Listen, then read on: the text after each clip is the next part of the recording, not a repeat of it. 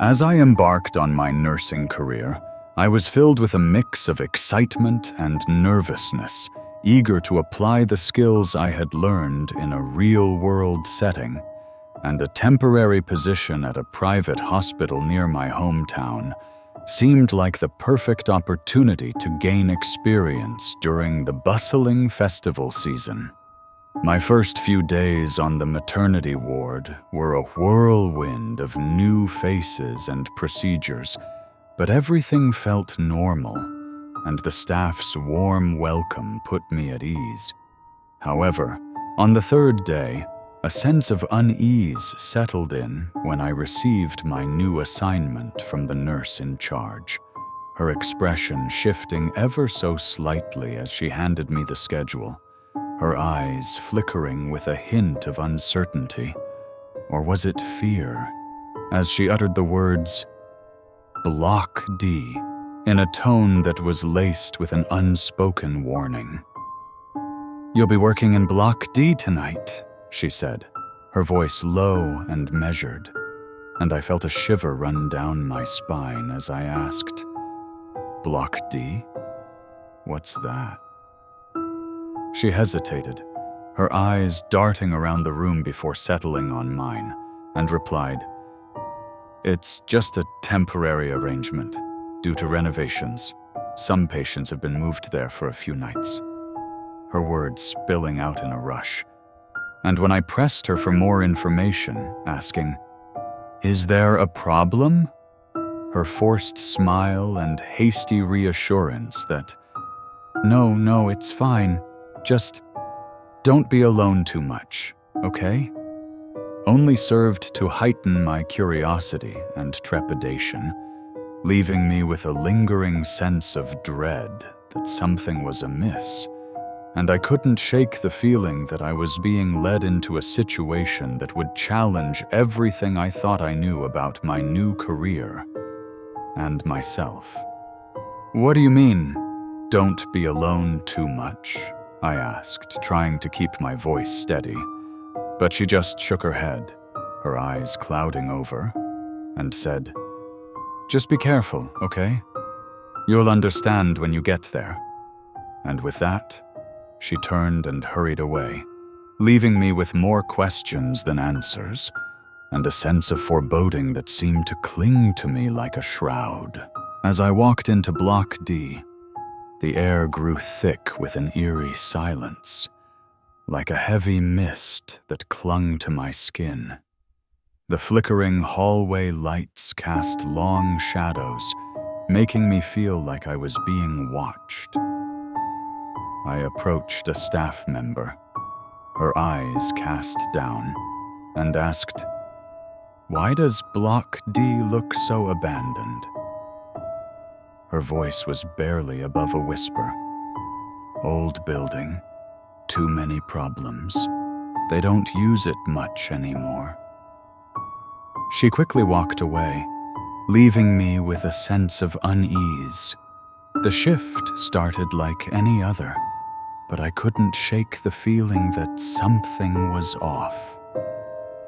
As I stepped outside the ward, the night air was still, too still.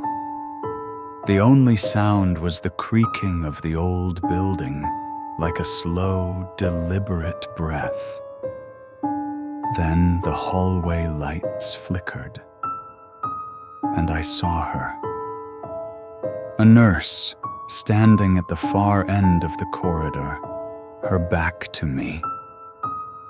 Her uniform was old-fashioned, and her stance was wrong. Too still, too stiff, as she slowly turned. My heart skipped a beat. Her face was empty. Dark eyes stared at me, and then she smiled, a slow, wide grin that seemed to stretch across her face like a crack. I took a step back, my pulse racing. I tried to tell myself it was just my imagination, but the image of her face lingered, making my skin crawl. I quickly turned and rushed back into the ward, my heart pounding in my ears. But as I looked back, I could have sworn I saw her standing there, watching me, her smile still plastered on her face. I felt a chill run down my spine as I realized I was not alone in Block D, and that something was waiting for me in the shadows. I stumbled into the washroom, desperate to clear my head, but the air inside was icy cold, unnaturally so, and the mirror was fogged, as if it was hiding something. I turned on the faucet, splashing water on my face, trying to shake off the feeling of unease, whispering to myself, "It's just my mind playing tricks." But as I stood there, I felt it. A cold, slow breath against the back of my neck, sending shivers down my spine. My heart racing, I lifted my head to look into the mirror, and that's when I saw her, the hollow-eyed nurse, her smile twisted and sinister, standing right behind me. I was paralyzed with fear, unable to move or scream, my eyes locked on hers in a silent terror. And then, just as suddenly, a door slammed shut outside, breaking the spell, and I stumbled backward, gasping for air. I spun around, but she was gone, vanished into thin air. I ran back to the ward, my legs trembling beneath me, and told the staff what had happened. But they just laughed, patting me on the back, saying I was tired, that my mind was playing tricks on me. Maybe they were right. Maybe I was just exhausted. But I knew what I saw. That smile, those empty eyes. And I couldn't shake the feeling that I was being watched, that she was still out there, waiting for me. I tried to shake off the feeling of unease, telling myself it was just my imagination. But the image of the hollow-eyed nurse lingered in my mind. The next day, I confided in my mother, hoping she would offer some reassurance, but she just dismissed it, saying I was overworked and needed a break. But I knew what I saw, and I couldn't shake the feeling that something was off. So, when I returned to Block D that night, I came prepared, armed with books to distract myself and a spiritual book just in case. As the other staff left for their dinner break, I was left alone. The only sound the creaking of the old building and the flickering of the lights. I tried to focus on my book, but the air grew colder, the shadows cast by the lights seeming to twist and writhe on the walls. And then I saw it. The light at the far end of the hall, blinking rapidly like a signal. My heart skipped a beat as I felt a sense of anticipation, like something was waiting for me. I stepped closer, my senses on high alert. And that's when I heard it. A whisper, soft and low. "You came back."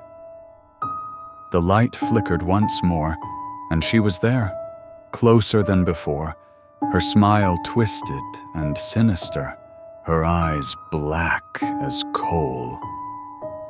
I was frozen in terror, unable to move or speak as she loomed over me, her presence suffocating. I barely slept the next day. The images of her hollow eyes, that unnatural smile, seared into my mind like a branding iron. But what haunted me most wasn't just the terrifying vision of her. It was the whisper that seemed to echo in my mind long after I'd left Block D. you came back. It wasn't just my imagination playing tricks on me. I knew what I saw. I knew what I heard. And the certainty of it sent a chill down my spine. But I needed to understand. I needed to uncover the truth behind the haunting presence that seemed to be watching me, waiting for me. That evening, I approached the nurse in charge, the same one who had assigned me to Block D with a hint of hesitation, and found her sitting at her desk, flipping through files with a sense of quiet intensity. I hesitated before speaking, my voice barely above a whisper. "Sister, I need to ask you something about Block D."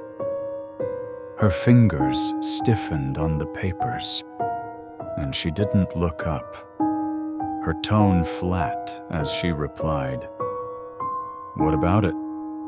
I swallowed hard, my heart racing with anticipation, and leaned in closer. There's something wrong with that place. The silence that followed was oppressive, and I could feel the weight of her gaze.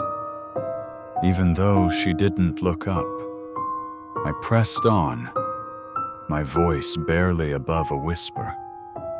I saw her.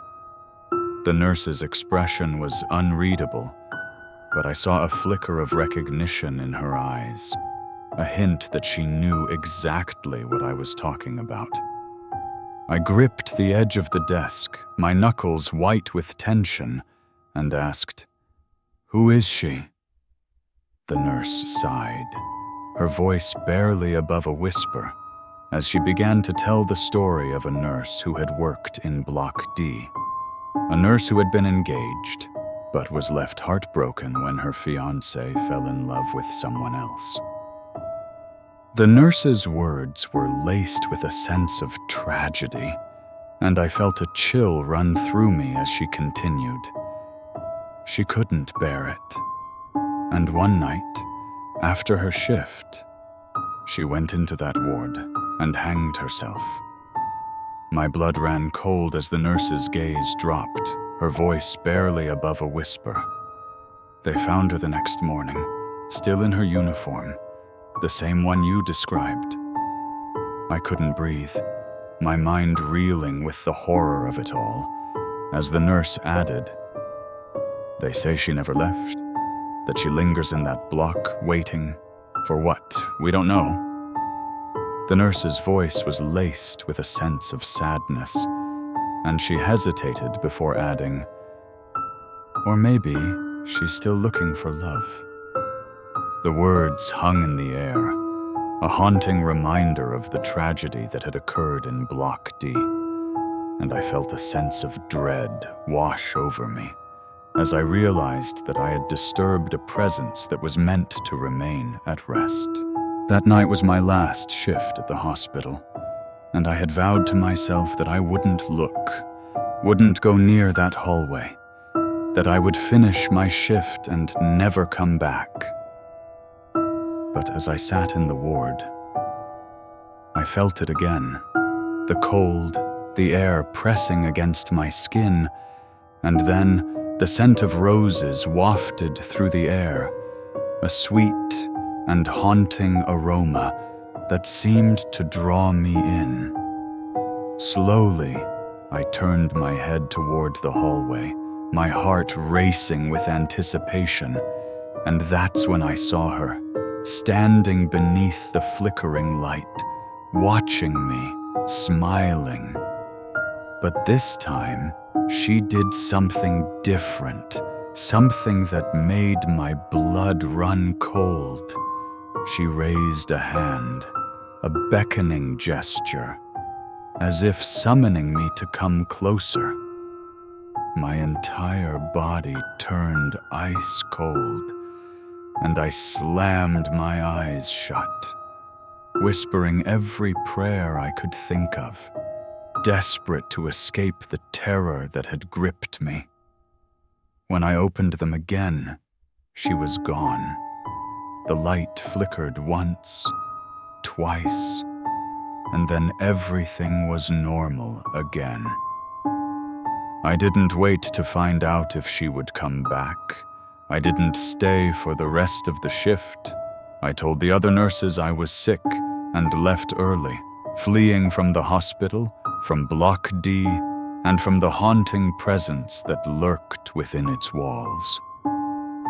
I never stepped foot in Block D again, and I never forgot the terror that I experienced that night, a terror that would stay with me forever.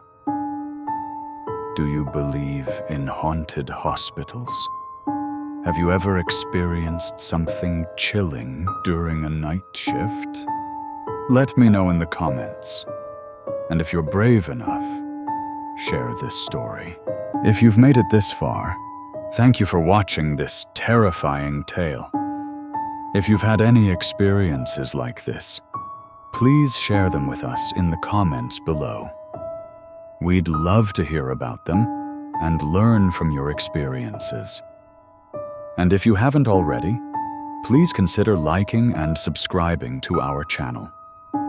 It would mean a lot to us, and it would help us to continue sharing more chilling stories and experiences with you.